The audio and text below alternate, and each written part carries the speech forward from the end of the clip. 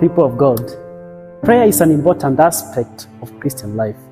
Here are some few questions which can help you reflect about your prayer life.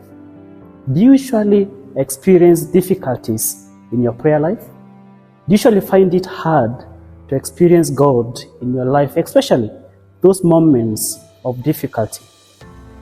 What happens when you pray so genuinely and your prayer is not answered?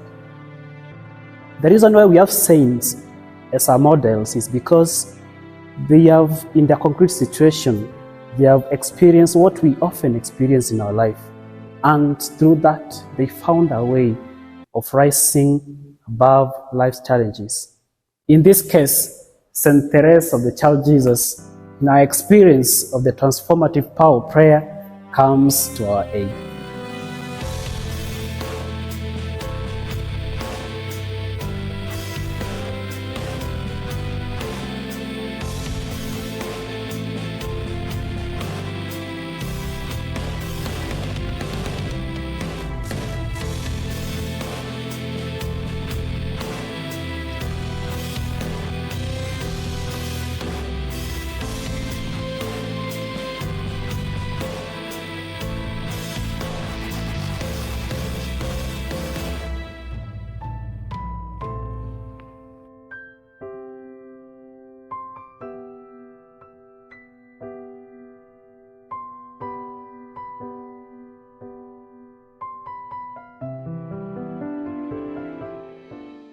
St. Therese of the Child Jesus and the Holy Face gives us a beautiful notion of what prayer entails.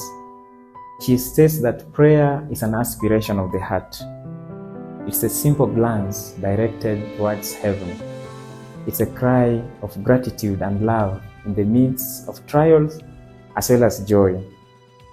It's something supernatural and great which expands my heart and unites me to Jesus. From this we find thoughtful and well-reflected notion of what prayer entails. We get principles such as simplicity, love, joy, gratitude, and union. And this forms the basis of what prayer, based on our experiences, entails. In approaching prayer, we have to embrace a childlike attitude. Just as a child who does not know how to read and simply tells God what he or she wishes without composing beautiful sentences, and God understands. In this kind of approach, we build trust and confidence in God, just as a queen who has free access to the king and does not need any permission to be granted for her in order to pour out what she has in her heart. Whenever we feel difficulties or disinterestedness which creeps in our prayer life, a simple recitation of our Father can nourish our souls and give us great delight. St. Therese used this approach whenever she felt aridities in her mind and she felt the nourishment which comes from God.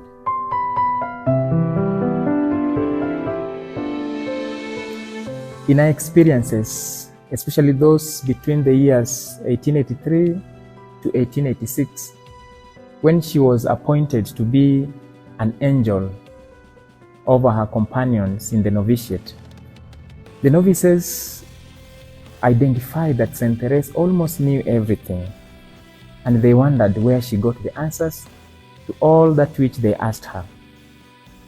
Now, her response is what gives us how great the power of prayer is in our lives. She informed Mother Prioress that the moment I was given this task, I threw myself over the arms of Jesus, and like a little child, I sought refuge in him, and Jesus simply guided me through my tasks. St. Therese kind of felt that the good Lord granted her all the answers that she needed and all the strength that she needed to carry out and discharge her duties. This we can see how she handled the novices, each differently, as we see differences even in our faces. She handled each soul differently.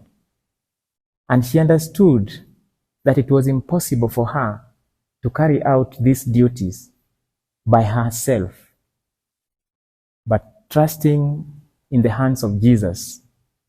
With Jesus, the task no longer seemed impossible. The experiences of St. Therese continued to build her trust and confidence in God.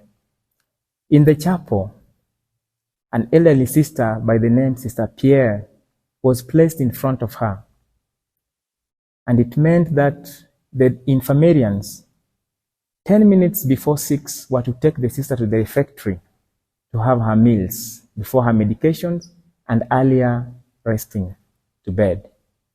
But this particular instance, St. Therese tells us that the infirmarians were busy since most of the nuns were sick, and so she felt the promptings of charity to help Sister Pierre, though she knew that this was a difficult task, as the old nun would not want anyone apart from those charged to do that duty of taking her to the refectory.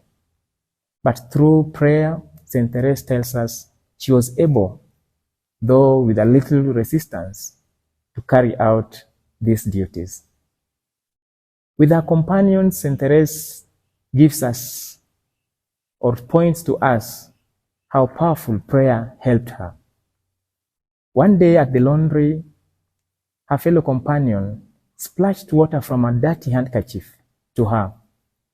She tells us that she felt like letting the sister know what she had done, but she decided not to do that or to cause unnecessary commotion.